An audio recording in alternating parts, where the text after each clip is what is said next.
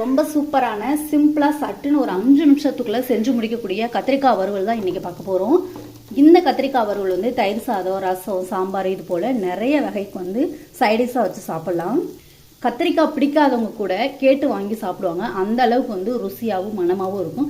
இந்த கத்திரிக்காய் வறுவல்லாம் எப்படி செய்யறது அப்படிங்கறத இந்த வீடியோ முழுவதும் ஸ்கிப் பண்ணாம பார்த்து தெரிஞ்சுக்கோங்க. அதுக்கு முன்னாடி நம்ம எம்எஸ் குக்கிங் சேனலை சப்ஸ்கிரைப் பண்ணாதவங்க சப்ஸ்கிரைப் பண்ணிட்டு வாங்க. கத்திரிக்காய் வறுவலுக்கு தேவையான அளவு எண்ணெய் சேர்த்துக்கோங்க. ஒரு கடாய் அடுப்பில் வச்சு சூடு ஏறினதும் எண்ணெய் சேர்த்துக்கோங்க. இப்போ எண்ணெய் நல்லா காஞ்சிருச்சு. கடுகு கொஞ்சமாக சேர்த்துக்கலாம்.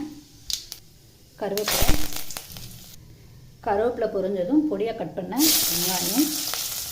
நீங்கள் வந்து சின்ன வெங்காயம் பெரிய வெங்காயம் எதுனாலும் சேர்த்துக்கலாம், உங்களோட ஆப்ஷன் தான். எதுனாலும் இது போல் குட்டியாக கட் பண்ணிக்கோங்க, அப்போ தான் சீக்கிரமாக வதங்கும். லைட்டாக தூள் உப்பு சேர்த்து வதக்கோங்க.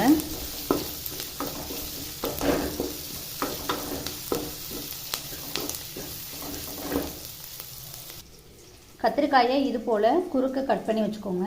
கட் பண்ணி தண்ணியில் போட்டு வச்சுக்கோங்க. வெளியே வச்சா அதோட கலர் எல்லாம் சேஞ்ச் ஆயிரும், டேஸ்ட்டும் சேஞ்ச் ஆயிடும். ரொம்ப பெருசாக கட் பண்ண வேணாம், ஏன்னா வேகாது சீக்கிரமாக. வெங்காயம் வதங்கிடுச்சு, இந்தளவு வதங்கினா போதும். இப்போ கட் பண்ண கத்திரிக்காவை சேர்த்துக்கலாம். இந்த கத்திரிக்காய் வறுவல் வந்து ரொம்ப டேஸ்ட்டாக இருக்கும். ரசம், சாம்பார், அதுக்கப்புறம் தயிர் சாதம் இது போல் இது மாதிரி ரெசிபிக்கெலாம் வச்சு சாப்பிட்டா இன்னும் ரொம்ப அல்டிமேட்டாக இருக்கும். இது லைட்டாக கிளறி விட்டுட்டு கத்திரிக்காவுக்கு தேவையான உப்பு,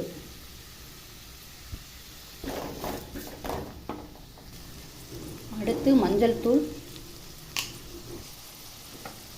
காரத்துக்கேற்ப மிளகாய் தூள் சேர்த்துக்கோங்க. இதை சேர்த்து நல்லா மிக்ஸ் பண்ணிவிடுங்க.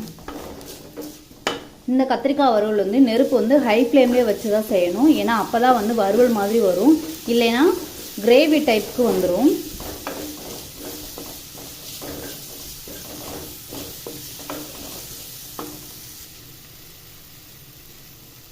கொஞ்சமாக மல்லித்தூள், இதையும் நல்லா கலந்து விட்டுக்கலாம்.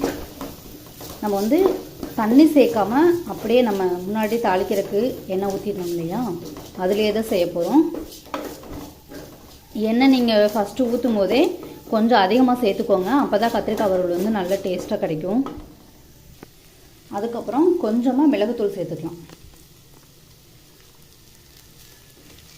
மிளகுத்தூள் வந்து ஆப்ஷன் தான், சேர்த்துக்கிட்டால் இன்னும் கொஞ்சம் டேஸ்ட்டாக இருக்கும். அதுக்காக உங்கள்கிட்ட மிளகுத்தூள் இல்லைனாலும் பரவாயில்ல, தனி மிளகாத்தூள், அதுக்கப்புறம் மல்லித்தூள், அப்புறம் மஞ்சள் தூள் இது மட்டும் கூட சேர்த்து செய்யலாம். அடிப்பிடிக்க விடாமல் இது போல் கிளறி கொடுத்துட்டே இருங்க. ஹை ஃப்ளேம்லேயே வச்சுக்கோங்க நெருப்பை.